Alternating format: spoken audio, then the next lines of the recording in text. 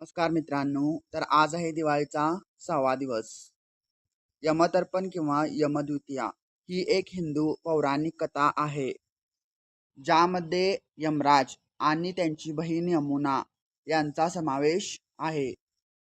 या कथेचा संबंध भाऊबीज या सणाशी आहे, जो सण भाऊ आणि बहीण प्रेमाचे प्रतीक आहे. तर आता कथेला सुरुवात करूया.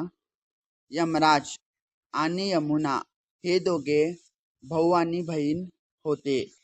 तर यमराज हे मृत्यूचे देवता होते. तर यमुना ही नदी म्हणजेच आपण पूजली जातो. यमुनाने आपल्या भावाला म्हणजेच यमराजाला आपल्या घरी येण्यासाठी आमंत्रित केले. यमराजाने तिच्या घरी जाऊन तिला बहिणीच्या प्रेमाचा अनुभव दिला आणि तिची परीक्षा घेतली. यमतर्पण. यमराज जेव्हा यमुनाच्या घरी गेले, यमुनाने त्यांचे स्वागत केले आणि त्यांना विविध पदार्थांचे जेवण केले.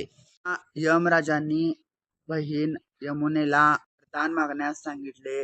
तेव्हा यमुनाने एकच वरदान मागितले की भावाला नेहमीच्या यमलोकात न येण्याची विनंती केली. ती सर्व भावांना दीर्घायुष्य लाभावे अशी प्रार्थना केली. यमराजाने आपल्या बहिणीला यमुनेला वरदान दिले की जो भाऊ बहीण यमतर्पण करतील त्यांना त्यांच्या आयुष्यात सुख समृद्धी लाभेल, आणि जी बहीण आपल्या भावाला माथ्यावरती तिलक लावेल त्या भावाला दीर्घायुष्य लाभेल, अशी त्यांनी यमुनेला वरदान दिले.